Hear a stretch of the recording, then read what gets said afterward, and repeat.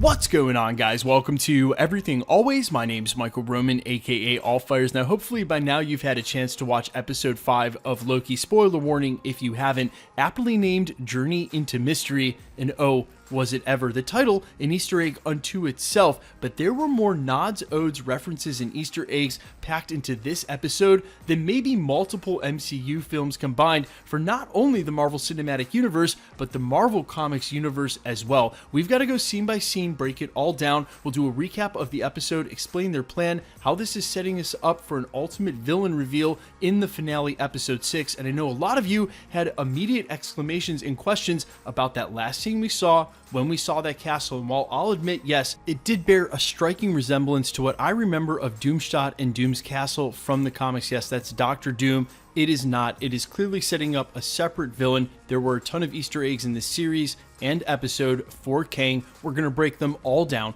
But first, if you could grab the subscribe button, we're still giving away a PlayStation 5, now at 900,000 subscribers, as well as Disney Plus subscriptions every week while the shows are live, and we'll announce a brand new winner for that at the end of this. We're also giving away next week, this is your last week to enter the Avengers 118 graded in a 9.4 CGC signature series signed by none other than Tom Hiddleston Loki and Elizabeth Olsen Scarlet Witch, who happen to feature side by side on the cover. If you want to be entered to win any of the giveaways, all you have to do hit the sub button, then leave a comment down below, and if you want, stick around to the end of the video. We'll get into all the giveaway stuff and announce a brand new winner at the end of this. Now, remember moments ago in the prologue when I said there were multiple Kang the Conqueror Easter eggs throughout this entire episode? Yeah, we get 2 before the episode even starts. As we're scrolling in on what we'll moments later learn is called the Void, you can clearly make out the letters on the old Avengers Tower, Q-E-N-G, Kang Enterprises. No coincidence, it sounds exactly like Kang. Kang Enterprises was the company to which Stark Industries and Tony Stark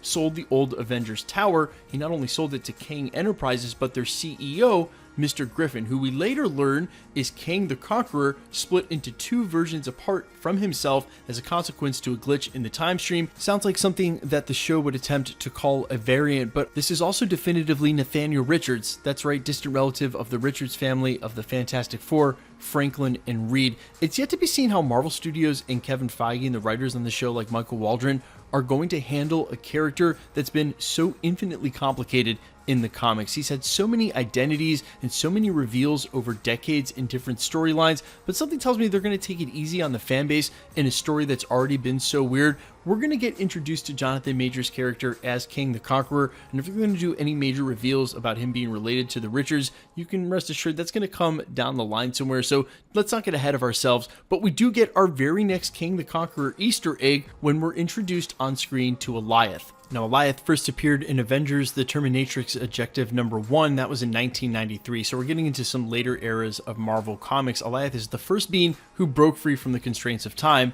and his empire is actually older and larger than that of Kang himself. His domain is like 2 or 3 times bigger, actually, and it's because of Alioth that Kang never attempted to expand his empire vertically into more distant time eras, literally a gatekeeper of that. Kang created a barrier preventing Alioth from entering his domain, and after Kang's death, Ravonna the Terminatrix accidentally releases Alioth, and this is a crossover with the Avengers. However, we literally have not had dialogue yet, and we've already seen Kang Enterprises and Alioth introduced on screen. It's then defined by classic Loki. He answers quickly, "This is the Void, that's Alioth, and will be his lunch if we don't get moving." But for all of you who were wondering, is that somehow Dr. Doom at the end of the episode? No. Definitively, they would never introduce Dr. Doom and Kang in the same episode of a finale series in which neither had any mentions or screen time. So just using logic itself, understanding how this episode is setting up these kind of Easter eggs, let's put Dr. Doom to rest. It's definitely Kang. Let's count on him being revealed during the finale and at this location, which we'll get a chance to talk about twice,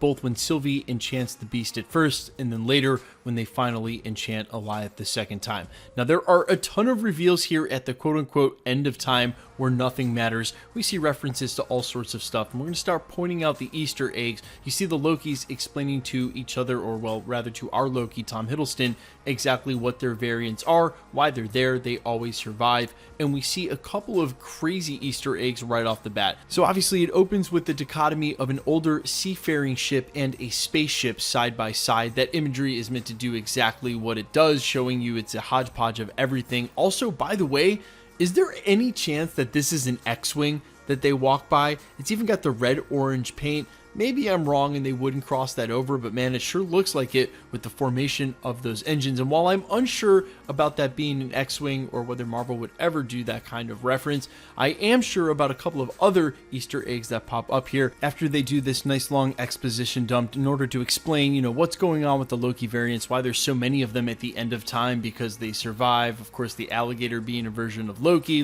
saying, hey, we have to have a plan. It just moves the episode along nicely. There are some crazy Easter eggs here. In the foreground, we get what looks like an oversized yellow jacket helmet from Ant-Man 1, and that would make sense because of the connection to the quantum realm, Pym particles, and why he would be here and even oversized. We also see a very clear reference, not even an Easter egg or hidden, to a more regrettable moment from Marvel Comics, the Thanos Copter, now canonized in the MCU by the Void. Yep, the Thanos Copter is a real thing in Marvel Comics. He was using it to try to fight against S.H.I.E.L.D., not one of Thanos' finer moments, and definitely not one we thought we'd ever see in the MCU. Speaking of which, I mentioned in my very last Easter egg video that the MCU has now mentioned Throg a couple of times. That's the frog version of Thor, and I wondered if we would ever get an opportunity to see the CGI for that, and indeed we did. As they were crawling into their little hideout, there is Throg trapped in the jar.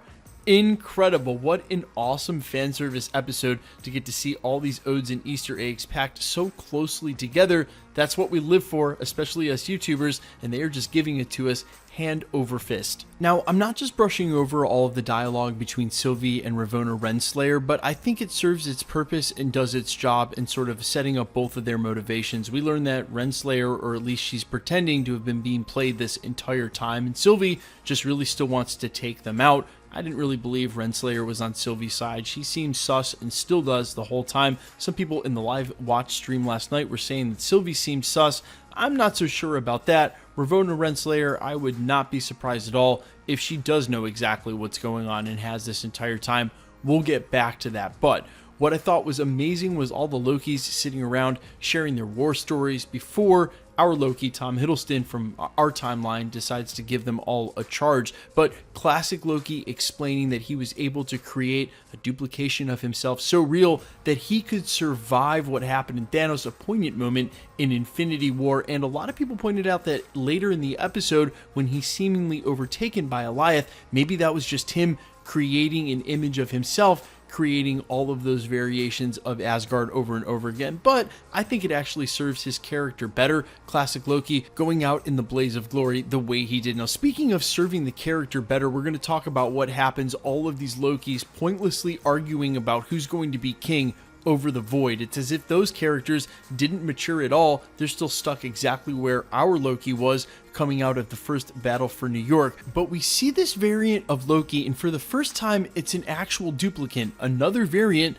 that looks exactly like the character we knew before, confirming in the MCU, and this is a super important moment, that there can be variants that look exactly the same. And the reason I say that this is important, because we've seen MCU characters in other places where we didn't think they should show up. For instance, the Morbius trailer, where we saw Adrian Toomes' Vulture. This could possibly explain why he was in the Sony Spider-Verse if there's no connection, just a variant of him. Or maybe even for John Jonah Jameson, who's also in the Sony Raimiverse, now showing up in the MCU. Again, variants of each other in the multiverse that happen to be duplicates that look exactly alike. Up until now, we hadn't really seen that. I think this is a super important moment for the MCU. Go ahead and earmark it. I think it's why they did it. Important to point out. Then we get to what's one of the most interesting scenes in the entire episode that we only get a couple of frames, but we're going to slow it down ultra slow for you guys. Right after Sylvie, surprisingly or not, I'm sure a lot of you saw it coming,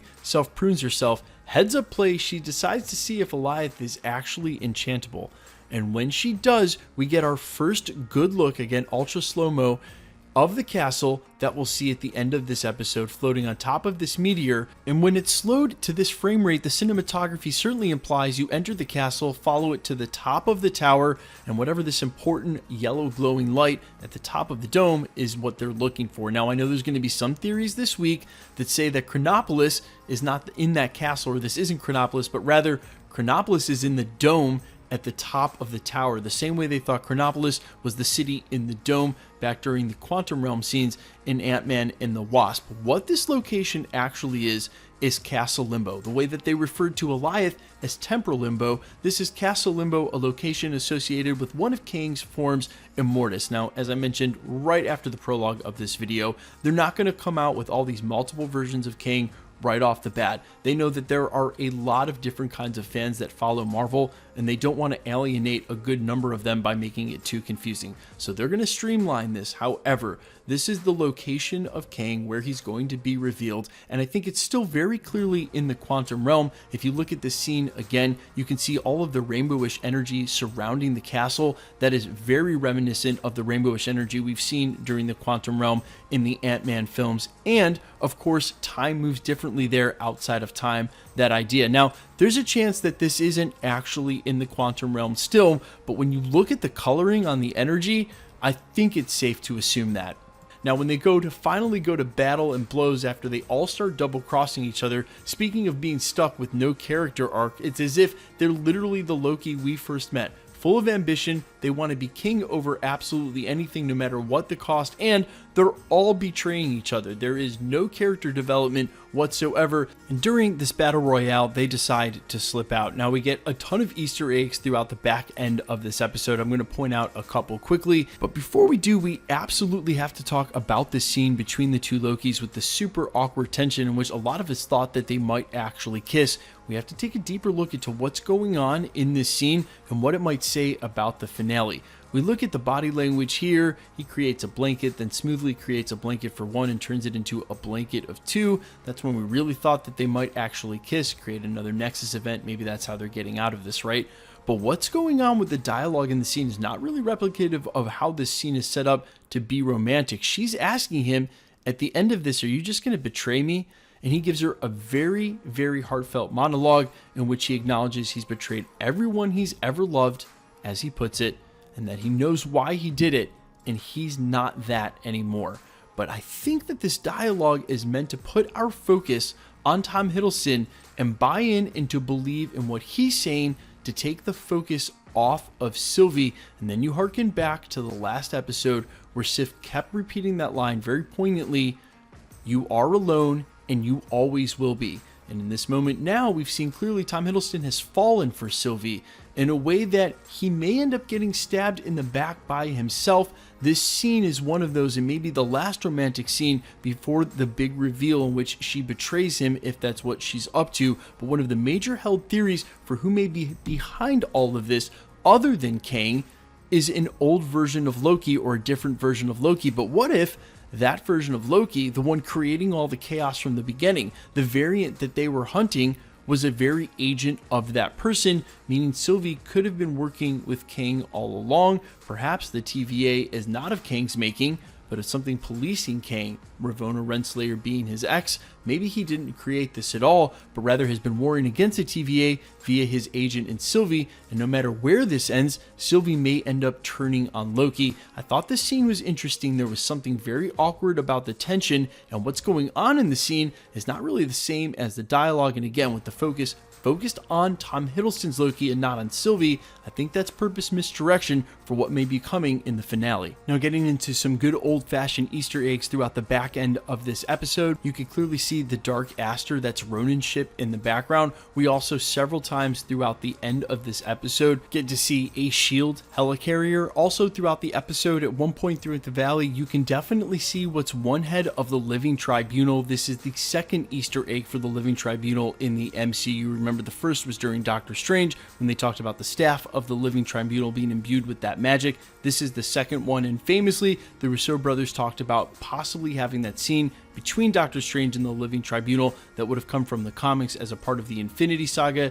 It didn't make it into the film, and that's probably for the best. We now have our second Easter egg for that. However, you got to think with all these references now, they might eventually actually give us the Living Tribunal in the MCU. They've proven with this episode that nothing is off the table now. Two quick things to acknowledge before we slip into analysis of the final act. Mobius gets that tempad from Sylvie. She's able to swipe that from Ravonna before she self-prunes. She has that tempad on her. She gives that to Mobius to make his way back to the TVA. I was really hoping in that moment before he went through the door that Sylvie would enchant him so that we could see his memories, but the reveal of him on the jet ski, hopefully still to come in the finale. The second thing was that they left Kid Loki's story open-ended. They left him totally available. We don't know what happens with him, so that he can be able to come back for the Young Avengers, which there's been plenty of talk about, but I would totally suspect on seeing him in the future of the MCU, and left purposely open-ended so that his story hasn't ended here. We shall see him in the future. Speaking of which, the end of this episode I absolutely loved, and not just because of his special effects prowess, but after listening to classic Loki boast about his ability to manifest projections, it was awesome to see it on the scale. You even heard our Loki say, we're much stronger than we think we are, and with him projecting all of these mini Asgards, it was kind of like a reenactment of Ragnarok as Goliath kept overtaking them. As I also said earlier in this video, I think it much better served classic Loki to go out the way he did. I don't think he was also projecting himself. I think they made that clear with the cinematography, but if you were unclear of what the plan here was, he was distracting them long enough that Sylvie and our Loki could grab a hold of him and enchant him. Now, based on the previous setup rules of how enchantment works, it has to maintain a physical connection, and they're actually in an old memory, but the way the episode ended, it sort of made it seem like whenever they finally got an enchantment over Goliath, he just dissipated and opened up the way for them to be able to access wherever this castle was. But if we believe the previously set upon rules for enchantment during this series, they're just in a previous memory of Goliath from wherever his home was, and they may be able to access some imagery from that. But again, this shouldn't give them immediate access. But you sort of have to suspend disbelief, and at some point they did explain during the episode that this was their plan. They were going to get past Goliath so that they could enter wherever they needed to get to find who's ever behind the TVA, what's past the void. And since they explained it that way during the episode and then showed us this is the final scene, you have to think they're clearly just going to walk up to that castle from there. Yeah, it doesn't really follow along the lines of enchantment set up before, but then again, Goliath is not your normal enchantment. And again, what's a normal enchantment? Nothing in the series is normal at all. Guys, there were so many Easter eggs in this episode, I'm sure I missed plenty. So if you see them somewhere else, if you yourself caught them, if I got something wrong, if you find something interesting, something I missed somewhere, leave it in the comments for the community. No matter what it is, I try to read as many as I can. I am all ears. I also want to know all of your theories for the finale. Give them to me. Where do you think this is going? Which villain do you think is going to be revealed? If there's any of you who really want to die on the Doom Castle Hill, I'm open ears to it. Your guys' theories are super interesting. As always, I will read as many of them as I can and reply. Now quickly, let's get into the giveaway stuff before I let you go. We're still giving away a PlayStation 5 now at 900,000 subscribers, as well as Disney Plus subscriptions every week. While the shows are live, we'll actually announce a brand new winner for that in just a sec. Well, actually, let's do that now. Congratulations, Panther.